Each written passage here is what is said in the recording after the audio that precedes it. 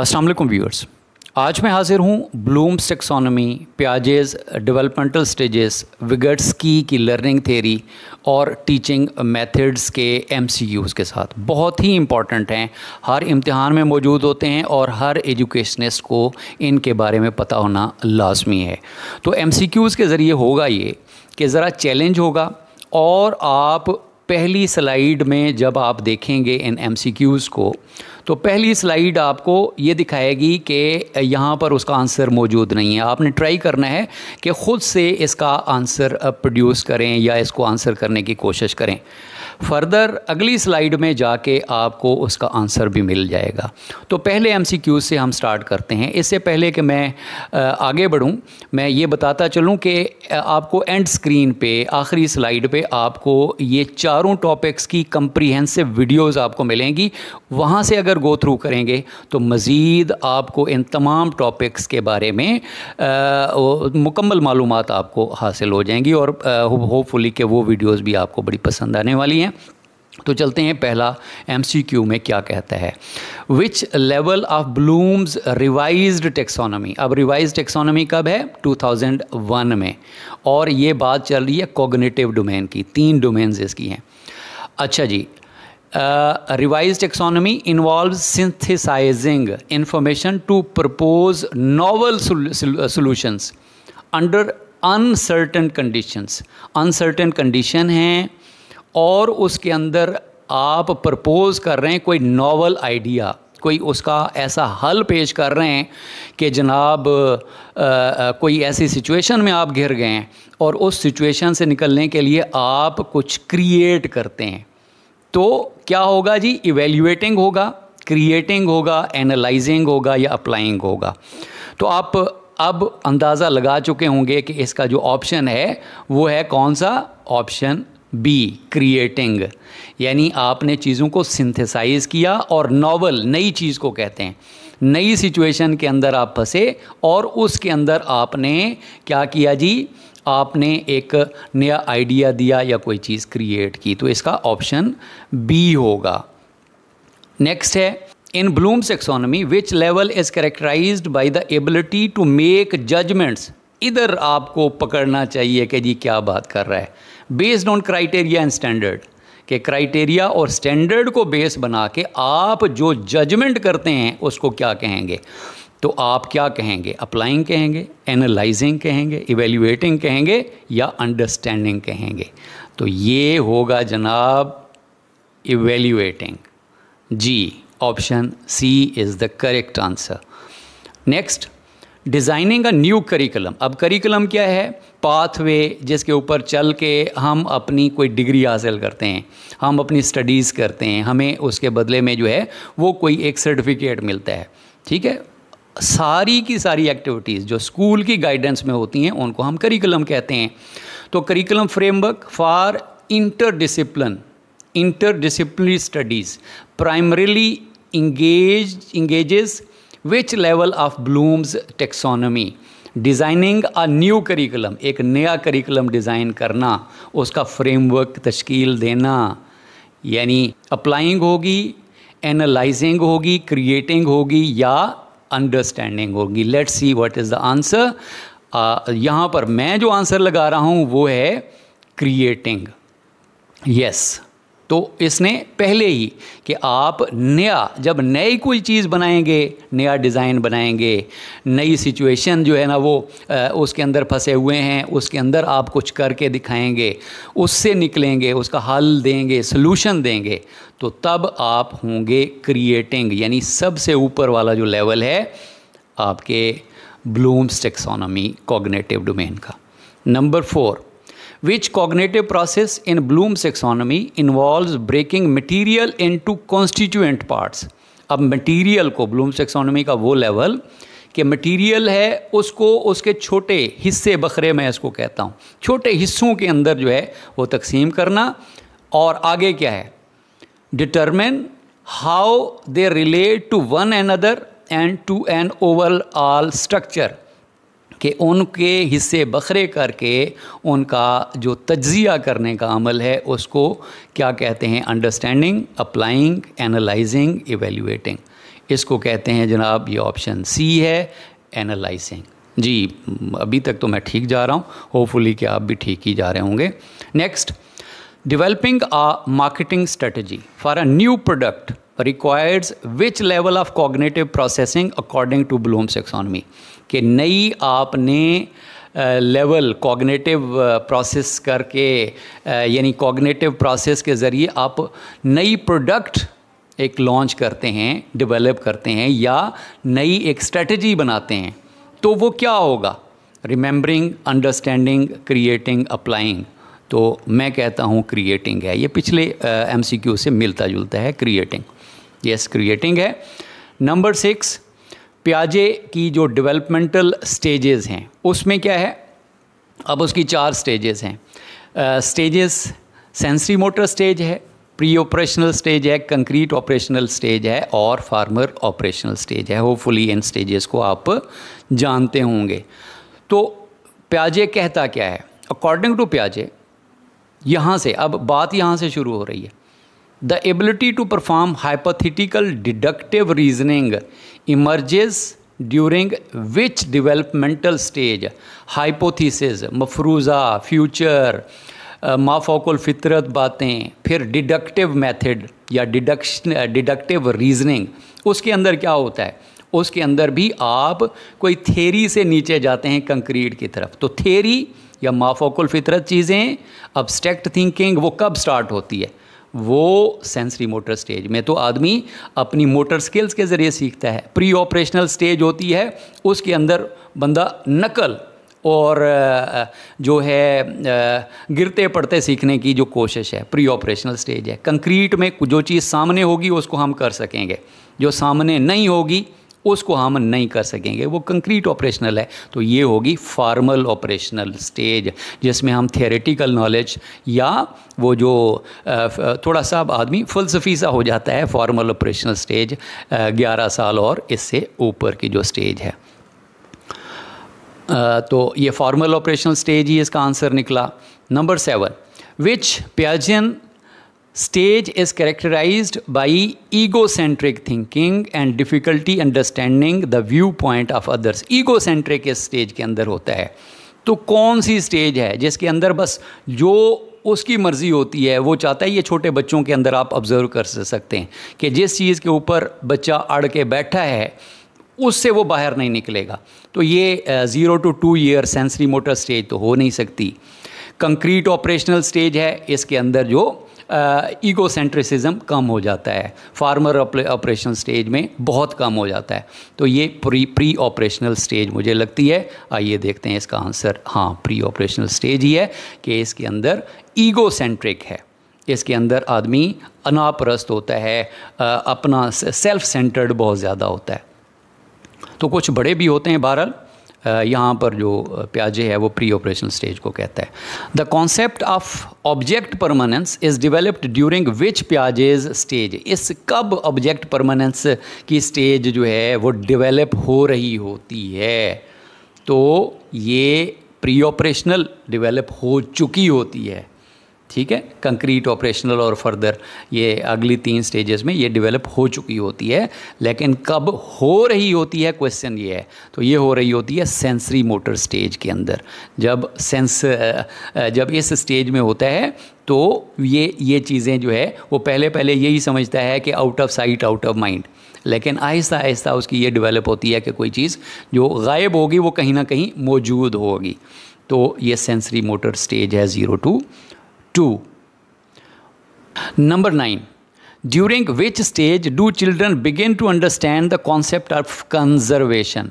कि किस स्टेज के अंदर बच्चे लॉ ऑफ कंजर्वेशन समझ चुके होते हैं या समझना शुरू करते हैं? सेंसरी मोटर स्टेज में भी नहीं, प्री ऑपरेशनल के अंदर कि आप कोई बड़े जो है ना वो वॉल्यूम वाली चीज़ को दे दें और एक लंबूतरी चीज़ दे दें तो बच्चा वो जो लंबूतरी चीज़ है कहेगा कि इसके अंदर दूध मुझे ज़्यादा मिलेगा, तो वो पकड़ के बैठ जाएगा। हालांकि जो वॉल्यूम है वो एक जैसा है, उधर आधा लीटर था इधर भी आधा लीटर है, लेकिन जो लंबूतरी चीज़ है उसको लगेगा कि ये चीज़ ज़्यादा है।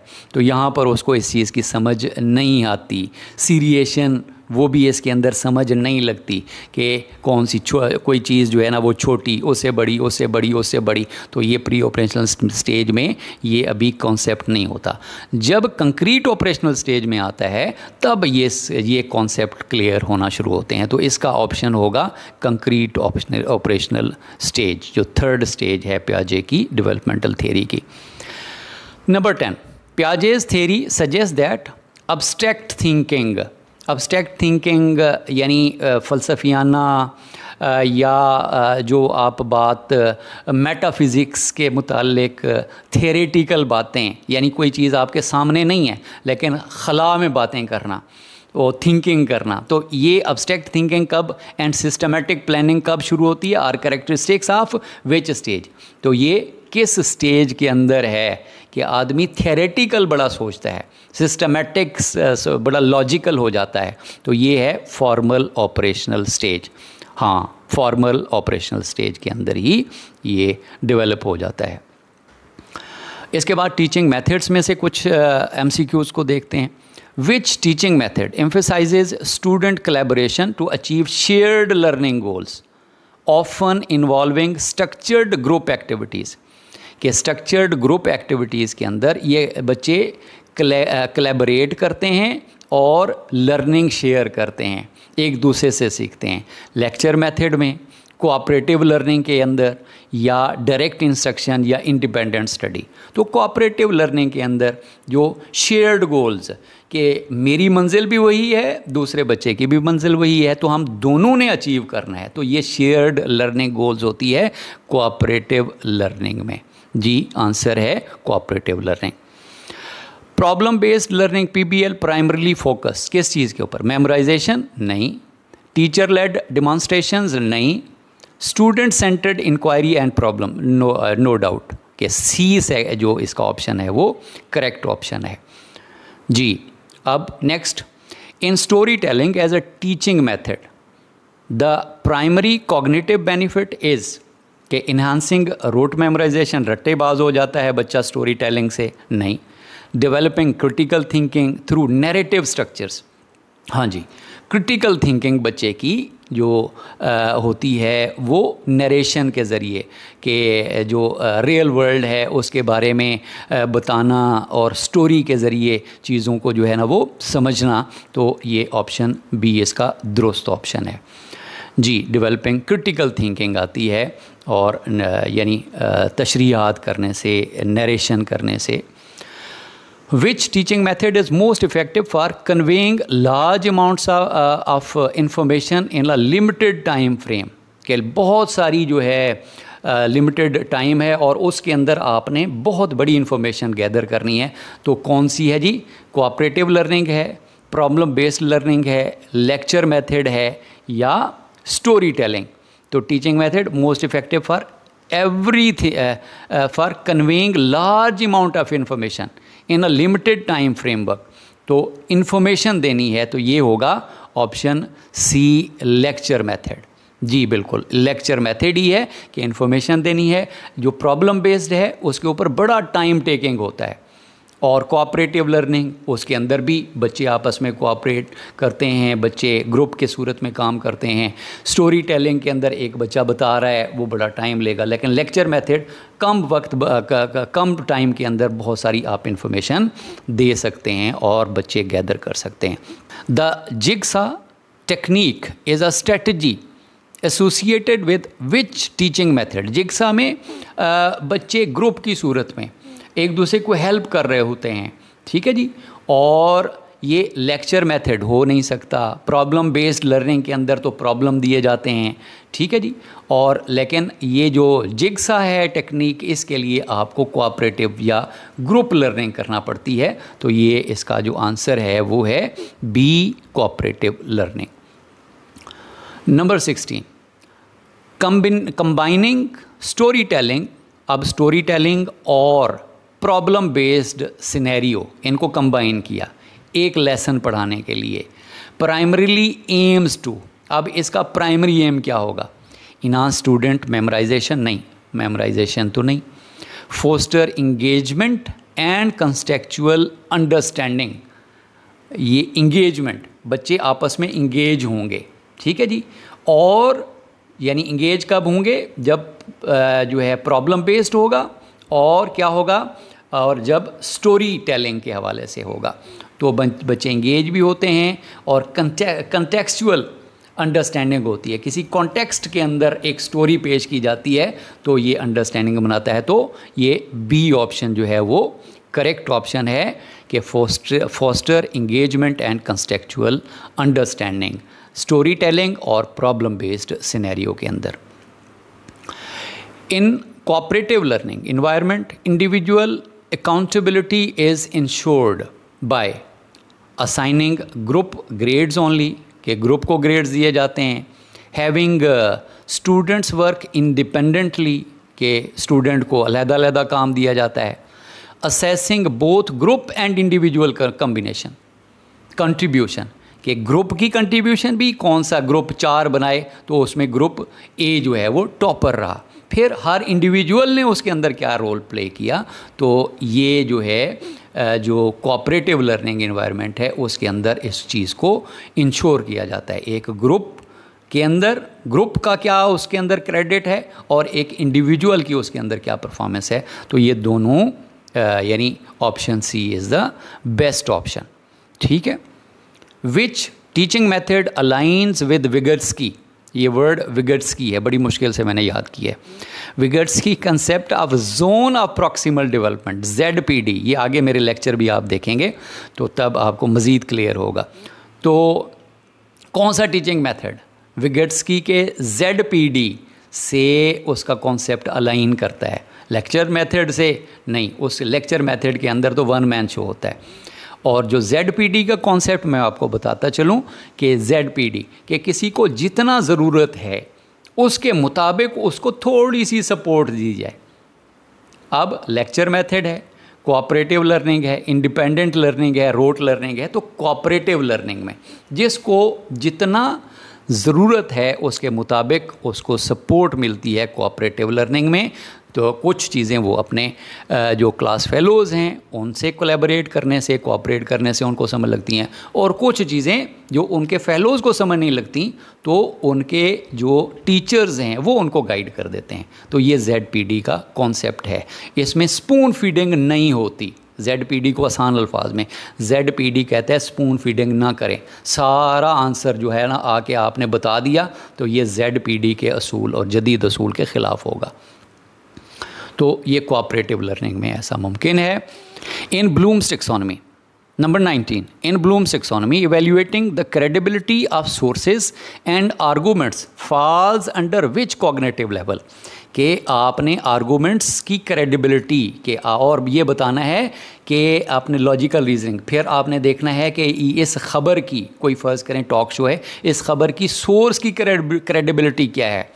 तो इसको जब आप जजमेंटल होंगे, इसकी जो है वो आप एक तनकीदी निगाह दौड़ाएंगे, तो इस अमल को हम इवेल्यूएटिंग कहते हैं। मज़ीद इसमें ये ना अप्लाइंग है, एनालाइज आपने पहले कर लिया, ये जो सोर्सेस और आर्गूमेंट्स ये आप एनालाइज कर रहे हैं, इस एनालिसिस के बुनियाद पे आप इवेल्यूएट करेंगे तो ये इवेल्यूएटिंग हो जाएगा। तो नंबर 20 है designing a new experiment.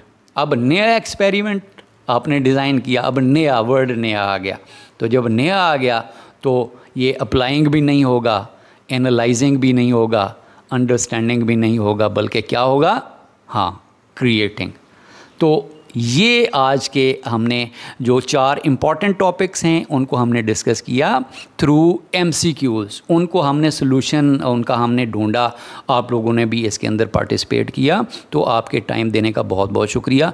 And screen पे ये तमाम टॉपिक्स मेरे डिटेल्ड वीडियो लेक्चर्स के अंदर मौजूद हैं, तो काइंडली उनको कंसल्ट कीजिएगा ताकि आपके सारे कॉन्सेप्ट क्लियर हों। उसके बाद फिर आप दोबारा इस वीडियो को भी देख सकते हैं और फिर बग़ैर आप आंसर की ढूंढे आप अपने वो कोशिश करें कि इसके क्या आंसर हो सकते हैं। तो बहुत शुक्रिया, थैंक यू वेरी मच।